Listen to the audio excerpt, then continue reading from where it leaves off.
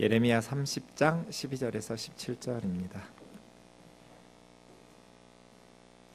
예레미야 30장 12절부터 17절까지 한 절씩 교독하겠습니다. 여호와께서 이와 같이 말씀하시니라. 내 상처는 고칠 수 없고 내 부상은 중하도다.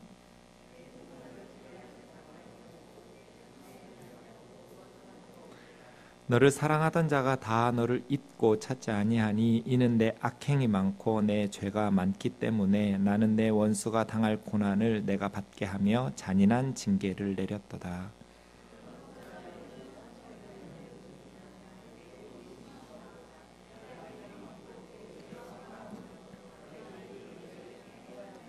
그러므로 너를 먹는 모든 자는 잡아먹힐 것이며 내 모든 대적은 사로잡혀갈 것이고 너에게서 탈취해간 자는 탈취를 당할 것이며 너에게서 노략질한 모든 자는 노략물이 되리라.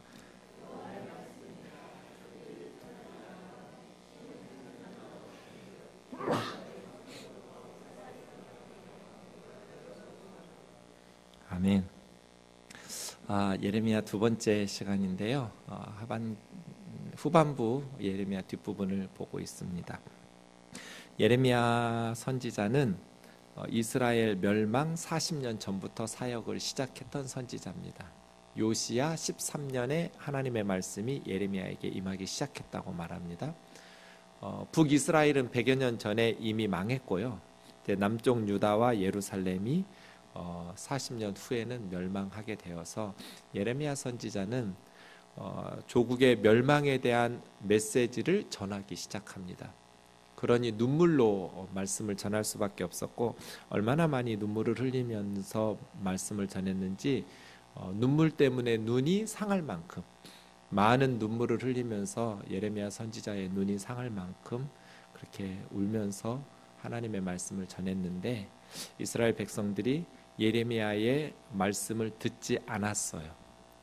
거짓 선지자들의 메시지, 예루살렘은 하나님이 지켜주시고 우리가 이렇게 예배를 열심히 드리고 헌금도 많이 하고 또 기도도 열심히 하니까 우리를 지켜주실 것이다. 절대로 예레미야의 말처럼 우상을 섬기는 북쪽 바벨론 군대에게 우리 예루살렘이 불탈 리가 없다.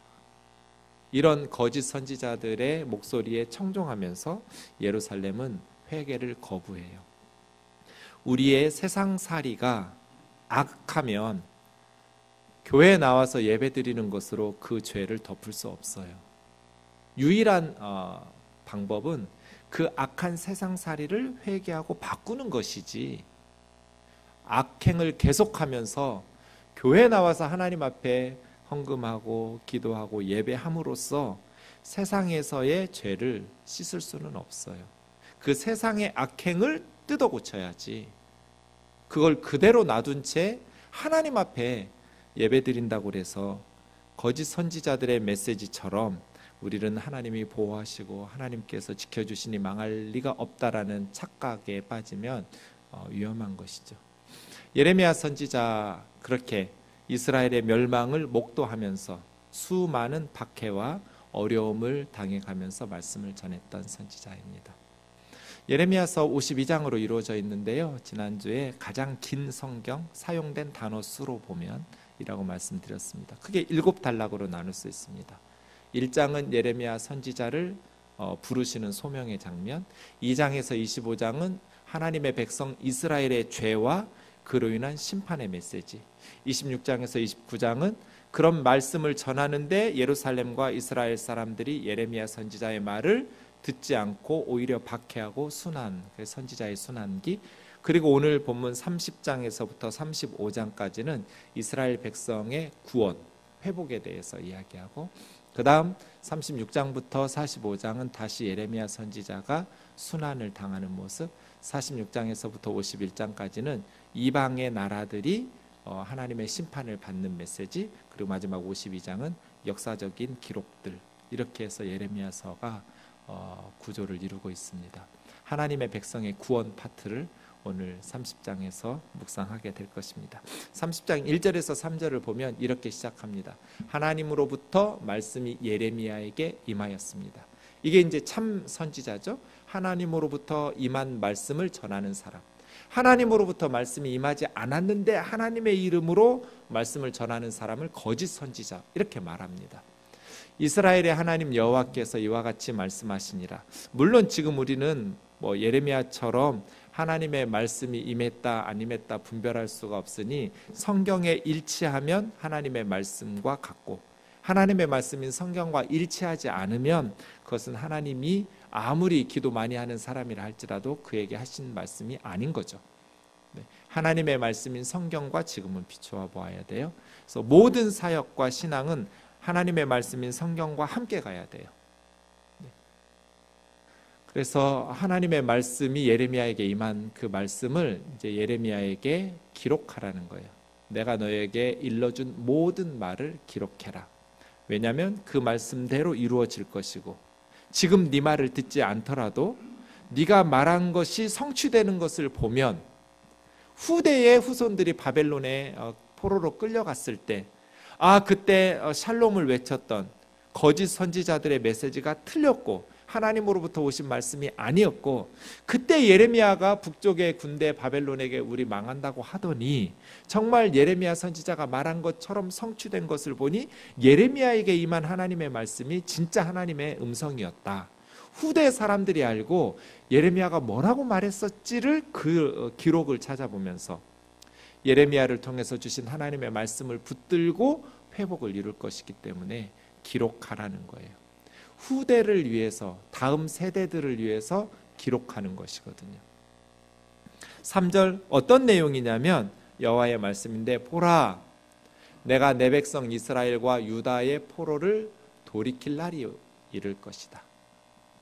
보라 이 말은 힘내 주의를 집중시키는 거예요. 집중.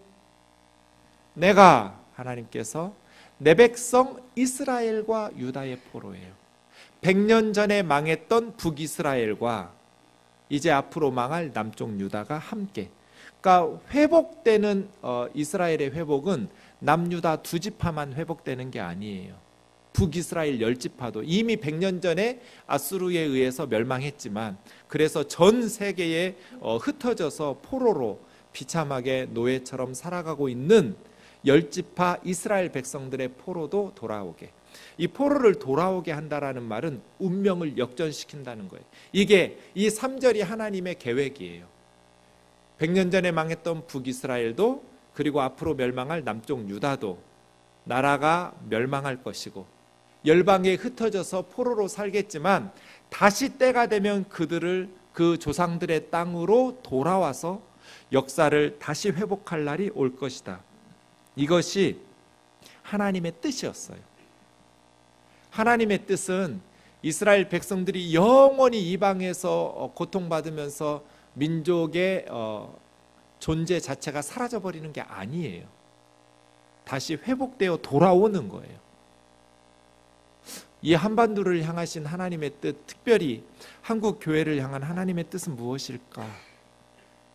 지금으로서는 절망적이에요. 북쪽은 이미 망해버린 것 같아요.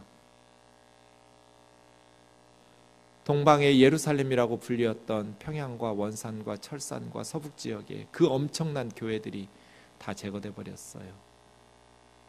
그리고 새로운 하나님 김일성 3부자를 신격화하면서 유사 종교 집단처럼 살아가고 있어요.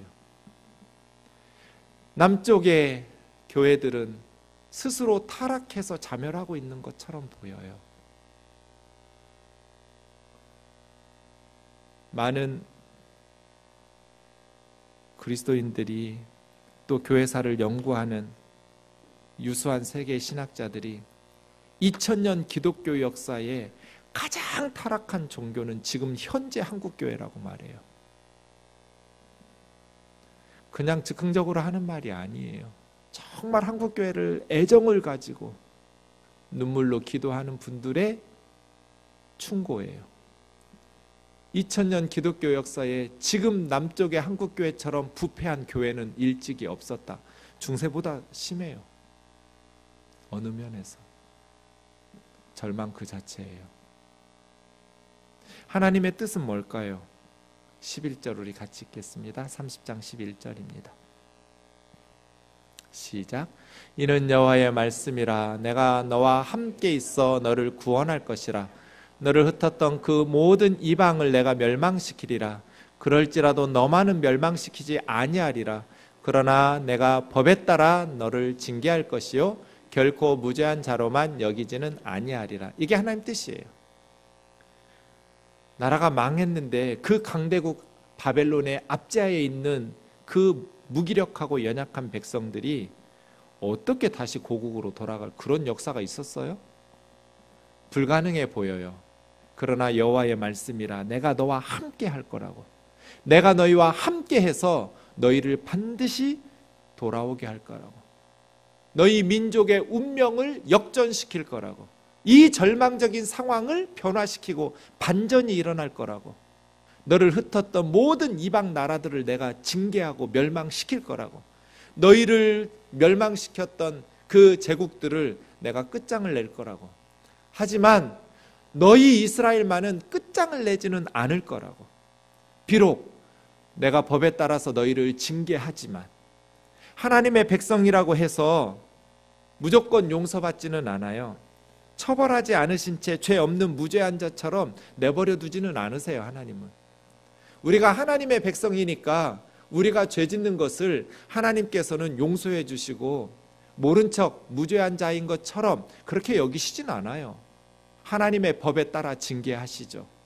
하지만 하나님의 백성들은 우상 숭배자들처럼 끝장을 내지는 않으신다. 이게 하나님 뜻이에요. 하나님의 백성도 공정하게 징계하세요. 그러나 하나님의 백성들은 회개하고 돌아올 때 하나님께서 다시 회복시키신다는 거예요. 이게 하나님의 뜻이에요. 우리 민족을 향한 하나님의 뜻은 멸망이 아니에요. 회복이에요. 회복. 하나님의 계획은 아프게 때리는 데 있는 게 아니에요. 맞고 난 후에 회개하고 돌아오는 데 있는 거예요. 징계 자체가 목적이 아니라 회복이 목적이에요. 저와 여러분의 삶에 어려움이 있다면, 마치 하나님에게 회초리로 징계받는 것 같다면 그 징계 자체가 하나님의 계획이 아니에요. 그 징계로 말미암아 우리가 삶과 신앙을 회복하는 것이 하나님의 목적이에요. 그래서 우리로 하여금 역사를 새롭게 하는 하나님의 일꾼으로 시대적 소명을 다하는 게 하나님 목표예요. 이 한반도가 말씀을 통해서 하나님의 뜻을 깨닫고 이스라엘을 회복시키셨던 그 하나님의 말씀을 붙들고 이스라엘 백성들처럼 바벨론에 흩어졌던 그들처럼 회개함으로 돌아온다면 이 민족은 회복될 것이고, 한국 교회가 하나님의 말씀과 하나님의 뜻을 깨닫지 못하고 여전히 지금처럼 회개를 거부하면서 악을 행하면서 살아간다면 개인과 공동체의 희망은 없죠. 자, 이게 하나님의 뜻이에요. 여러분의 가정이 회복되시는 것이 하나님 뜻이에요. 여러분 개인의 신앙과 삶이 회복되는 게 하나님 뜻이에요. 나라 망했어요. 가족들 죽었어요. 나는 지금 노예예요. 이보다 더 비참할 수가 없어요. 이보다 더 무기력할 수가 없어요. 이보다 더 무능할 수가 없어요. 방전된 건전지 같아요. 힘이 없어요. 의욕이 없어요. 귀찮아요. 무기력해요. 그런 하나님의 백성들에게 하나님께서 다시 회복시키시겠대요. 나는 아무런 힘이 없는데, 열정도 희망도 믿음도 다 꺼져버렸는데, 마지 못해서 교회 나오고 있는데, 마지 못해서 예배 드리고 있는데 하나님이 우리에게 역사의 희망이 되래요. 공동체의 희망이 되래요. 어떻게? 나는 아무 힘이 없는데. 지금 이 말씀 그런 말씀이에요. 나라 망했어요. 군사력, 경제력, 믿음 다 사라졌어요. 무기력해졌어요. 그런데 하나님의 말씀을 읽는 거예요. 내가 이스라엘과 유다의 포로를 돌이키리라. 그 조상들에게 준 땅으로 돌이켜서 다시 하나님 나라의 역사를 회복시킬 거라고. 안 믿어지는 거죠. 그래서 이스라엘 백성들이 반응이 없었어요. 그런 일이 무슨 내가, 무슨 우리가 그렇게 주저앉아 있었어요. 그들에게 하나님 말씀하시는 거예요. 12절 보시죠. 너의 상처는, 이 12절에서 17절까지 너는 여성형이에요. 히브리어에는 남성형, 여성형이 있어요. 특이하게 그 앞뒤는 남성형인데 12절부터 17절까지 너는 여성형이에요. 다. 내 상처는 고칠 수 없고, 한 여성을 생각해 보세요. 이스라엘인데 17절에 시온이라고, 하나님의 백성 예루살렘, 시온을 너라고 부르면서 한 여인처럼 말해요. 근데 상처라는 이 사발이라는 말은 히브리 말 가르칠 때 사발이 깨지다 이렇게 가르쳐요. 사발, 이 말은 깨지다는 뜻이에요. 깨지다, 부서지다. 그러니까 어떤 남자가, 아니면 집단적으로 한 여자를 깨 부순 거예요. 이걸 상처라고 번역했어요. 내 부상, 히카라는 단어는 때리다예요. 때리다. 그래서 맞은 거예요. 치다. 집단 구타를 한 거예요. 너의 상처는, 너의 깨어짐, 부서짐은 고칠 수가 없어요. 의학 용어예요. 다 의사가 판단하는 것 같아요. 못 삽니다. 시한부 선고 내리는 것 같아요. 부상은 고칠 수 없습니다. 약도 없고 처방도 없습니다. 그냥 죽어야 됩니다. 이 상태예요. 이스라엘의 상태는 개인적으로나 공동체적으로 약도 없고 처방전도 없어요. 너무나 상처가 중하고 부상이 위중해요. 놔두면 죽을 거예요. 그런 한 여자예요. 여러분, 이혼하면 안 돼요. 이혼 불가. 이혼할 거면 결혼을 하지를 말어. 근데 마태복음에 보면 이혼을 허락하는 경우가 있어요. 배우자가 계속 간음을 할 때, 음란한 연고일 때, 뭐 참고 살다고 결정했으면 어쩔 수 없겠지만 이혼이라는 게 여러 가지 이유가 있잖아요. 뭐 아이들 문제도 있고 여러 가지 경제적 문제도 있고 있어서 개인의 뜻을 존중하겠지만, 목사님 도저히 못 살겠어요. 나 저 인간하고 이혼해야겠어요. 했을 때 인정. 저는 그렇게 목회해왔는데 한 자매가 찾아왔어요. 목사님, 저 이혼할래요. 왜요? 남편이 바람을 피나요? 아니요, 바람을 피지는 않아요. 그럼 안 됩니다. 근데 남편이 저를 때려요. 근데 그게 점점 심해져요. 이제 칼부림도 해요. 평소에는 안 때리는데 술만 먹으면 때려요. 근데 도저히 못 참겠어요. 성경적으로 보면 주님은 분명히 음행한 연고 하나만 걸어놨는데 이걸 어떻게 해야 되나 고민이 됐어요. 그래서 천국 가서 내가 책임질 테니까 이혼하라고 그랬어요. 그래서 저는 지금 두 가지 예외를 둬요. 이혼 불가. 그런데 음행한 연고와 육체적 폭력. 언어 폭력으로 죽지는 않아요. 참고 살아요. 근데 육체적 폭력. 지금 12절에 저 여자는 죽을 만큼 두드러 맞은 거예요. 히칼. 때리다. 근데 너무 중하게 때려. 그 자매가 이혼 위자료로 받은 돈 중에 500만 원을 뜨인들교회 개척할 때 헌금해서 그 돈으로 의자 사고 마이크 사고 강대상 사고 그랬어요. 우리 교회는 한 가슴 아픈 자매의 이혼 위자료로 시작된 교회예요. 네, 두드러 맞았어요. 이 여자가 어떻게 일어서요? 무슨 힘으로? 고칠 수 없어요. 약도 없어요. 처방전도 없어요. 그런데 13절에는 이제 법률 용어도 나와요. 우리의 억울함을 해결해 줄 재판관도 없어요. 우리의 권리를 보호해 줄 법률적 대리인도 없어요. 이게 이스라엘의 상태예요.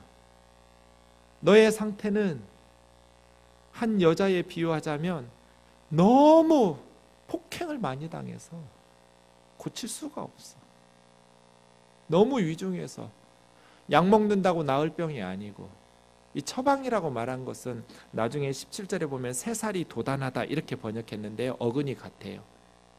그래서 새살이 돋아나서 나을 수 있는 방법이 없다 이거예요. 처방 없는 거예요. 이런 어떤 여인, 뭐 개인이어도 좋고 공동체이어도 좋고 그런 상태예요. 14절이요.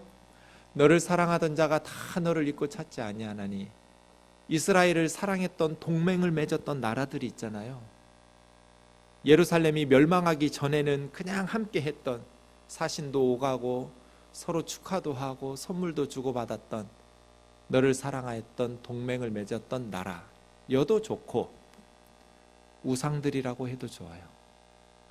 너를 사랑했던, 너를 사랑한다고 말했던, 너를 지켜준다고 약속했던 이방의 신들 다 너를 잊었고 찾지 아니하나니. 이스라엘이 살아있을 때는 다 좋아했어요. 근데 나라가 망하니까 다 잊어버리고 찾지도 않아요. 이런 고통을 받는 이유가 14절과 15절에 반복되는 말이 있는데요. 너의 악행이 많고 죄가 많기 때문에. 그러니까 지금 이스라엘의 고통은 하나님께서 내리신 징벌이에요. 너의 악행이, 너의 죄가 많았기 때문에 내가 너희를 친 거다. 원수들이 당해야 될 고난을 너희가 당하고 있는 거다. 잔인한 징계예요. 잔인한 징계. 그러니 이스라엘은 남 탓을 할 수도 없어요. 자기들이 너무나 죄가 많았기 때문이에요. 끊임없이 선지자들을 보내서 회개하라고 촉구했는데 회개를 거부하고 계속해서 악행을 쌓고 쌓았어요. 죄를 쌓고 쌓았어요. 하나님께서 즉각적으로 심판하지 않으시니까 마치 하나님이 영원히 용서해 줄 줄로 착각했지만 그들은 계속해서 하나님의 심판을 쌓아두고 있었어요. 저와 여러분의 삶에 죄악과 악행이 쌓이지 않기를 원합니다. 어떻게 하면 돼요? 회개하고 씻어내고 악에서 돌이켜서 다시는 그 죄를 짓지 않으면 돼요. 회개요, 회개. 악행이 계속해서 누적되고 있었기 때문에 너희가 이런 잔인한 징계를 받고 있는 것이다. 15절, 어찌하여 상처로 인해서 부르짖느냐. 부르짖어도 소용없다는 뜻이에요. 동맹을 맺었던 나라들에게 부르짖어도 소용없고, 더 큰 강대국 바벨론이 무찔렀으니까 이집트한테 좀 부르짖어도 소용없다는 거예요. 너희 고통이 이렇게 심한데 너희 악행이 많고 죄가 허다해서 하나님께서 내가 이 일을 너희에게 징벌로 내렸기 때문에 다른 데 울부짖어도 소용없다 이 말이에요. 너의 울부짖음은 쓸데없는 짓이다. 왜? 너의 악행에 대한, 너의 허다한 죄에 대한 나의 징벌이기 때문에. 그럼 어떻게 해야 될까요? 16절. 그러므로 어디다가 부르짖어도 너는 소망이 없고 유일하게 너희를 회복시킬 수 있는 자는 나 여호와 하나님 뿐이다는 거예요. 다른 데다 울부짖어도 너를 도와줄 자는 없다. 어떻게 하라는 거예요? 내가 너를 씹어먹었던 모든 원수 나라들을 잡아먹히게 할 것이고 너희 대적들을 사로잡혀가게 할 것이고 너에게서 탈취한 자들에게 탈취를 당하게 할 것이고 너희를 노략질한 자들은 노략질 당하게 할 것이다. 바벨론을 징계하고 너희를 짓밟았던 열방의 제국들을 짓밟을 거라는 거예요. 하나님께서 되갚아 주시겠다고. 누구에게 울부짖어도 너희는 소망이 없고 그래서 내가 너를 도와주겠다. 반전이에요, 반전. 그러면요 17절 너희가 쫓겨난 자라고 그래서. 네. 그러니까 어떤 남자가 실컷 두드러 패고 이제 자기에게 도움이 안 되니까 쫓아낸 거예요. 버림당한 여자예요. 여기까지 여성 명사예요. 쫓겨난 자라 하여 남자에게 실컷 두드러 맞고 쫓겨난 이 여인은, 그 여인 예루살렘이죠. 시온. 그 이스라엘 백성들을 찾는 자가 없었는데 내가 절망적인 너희를 고쳐주겠다는 거예요. 너희 상처에 새 살이 돋아나게 할 것이다. 그리고 너희를 고쳐주리라. 이 고쳐준다라는 말이 라파예요. 라파. 그래서 여호와 라파죠. 하나님께서 치료하신다. 사랑하는 형제 자매 여러분, 가만히 생각해 보세요. 하나님의 뜻이 뭐예요? 우리를 통해서 역사를 새롭게 하는 거예요. 이제 저 북녘이 복음의 문이 열릴 때가 됐어요. 우리가 조금만 북쪽에서 태어났으면 우리가 그렇게 굶어 죽었겠죠. 그런데 하나님께서 남쪽에서 태어나게 하시고 우리에게 예수 그리스도의 복음을 주셨어요. 우리가 시대적 사명을 다해야 돼요. 저 북녘의 복음의 물꼬를 열어야 되고, 죽어가는 우리 동포들에게 복음을 전해야 되고, 온 열방에 복음을 전하면서 좀 전에 우리가 찬송했던 것처럼 우리 주님 다시 오실 길을 만들어야 돼요. 이것이 우리의 시대적 사명이에요. 하나님께서 우리에게 그런 비전들을 주셨어요. 그런데 힘이 없어요. 왜? 우리가 너무 많이 맞았어요. 우리의 상처가 너무 위중해요. 그래서 우리는 힘이 없어요. 뭐부터 해야 돼요? 치료부터 받아야 돼요. 누가 우리의 상처를 새살이 돋아나게 할 수 있어요? 누가 우리의 인생을, 이 무너져가는 한국 교회를 고치실 수 있어요? 하나님밖에 없어요. 다른 곳에 울부짖어도 우리를 도와줄 자가 없어요. 이제 우리가 하나님 앞에 나아가서 하나님의 도우심을 구해야 돼요. 하나님, 나 좀 고쳐주세요. 하나님, 내 인생 좀 고쳐주세요. 하나님, 우리 집, 이 절망적인 우리 가정을 고쳐주세요. 하나님, 우리 교회, 이 절망적인 우리 교회를, 이 한국 교회를, 우리 민족을, 어느 세대 희망이 안 보여요. 어려서부터 노년에 이르기까지 다 죽겠다고 아우성이에요. 이 절망적인 상황을 교회가, 하나님의 백성들이 운명을 역전시키려면, 포로를 돌이키려면 치료를 받아야 돼요. 치료. 하나님께서 우리를 고쳐주시기를, 그래서 방전된 우리에게 새 힘을 공급해 주셔서 하나님 우리를 통해서 이 시대의 역사를, 운명을 바꿔내는 그러한 하나님의 일꾼으로 사용해 주시기를 주의 이름으로 축원합니다. 우리의 모든 대적들은 무너지고 하나님의 백성들이 다시 회복되기를. 그러려면 어떻게 해야 될까요? 18절 19절을 해야 돼요. 그럼 하나님 20절 하실 거거든요. 이 말씀 보고 마치죠. 에브라임이 스스로 탄식함을 내가 분명히 들었노니. 에브라임은 북이스라엘 10지파의 대표 지파예요. 100년 전에 멸망했던 북이스라엘이 스스로 탄식한다는 거예요. 스스로 탄식한다라는 건 뭐예요? 자신들의 죄를 뉘우친다라는 거예요. 자기 자신들이 하나님 앞에서 죄를 지었다라는 것을 고백하고, 남 탓하지 않고, 하나님 원망하지 않고, 세상 원망하지 않고 스스로의 죄를 뉘우치면서 하나님 앞에 탄식하는 거예요. 하나님, 이렇게 그 하나님의 백성들이 하나님의 징계 속에서, 고통 속에서 탄식하고 회개하는 소리를 하나님이 분명히 듣는다는 거예요. 뭐라고 탄식하냐면, 주께서 나를 징벌하셨습니다. 맞습니다. 바벨론은 도구였고 아수르는 도구였습니다. 나를 징계하신 분은 주님이십니다. 왜? 내 허다한 죄와 많은 악행 때문에.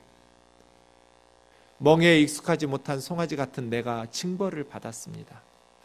멍에에 익숙하지 못한 송아지, 자신들이 그렇게 살았다는 거예요. 지 마음대로 통제가 안 돼.